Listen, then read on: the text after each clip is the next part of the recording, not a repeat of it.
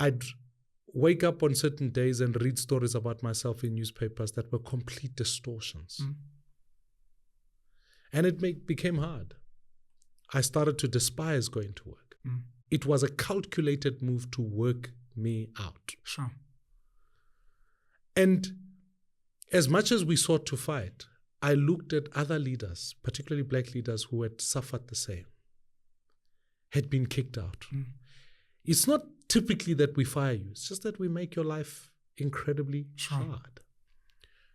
So I had to make this one decision. Do I believe in becoming a minority party? No, I don't. Do I believe in the message of fight back? No, I don't. And ultimately, will I serve South Africa better by seeking reform so that our politics don't become majority parties versus minority parties, or black parties versus white parties, or regional parties? It's when I said, I don't believe the DA is the vehicle to bring about that change. Do I count it a privilege to have served inside the DA? Of course. It gave me an opportunity to be in Parliament to fight for the things I wanted to fight for. I hold no resentment, no grudge towards them.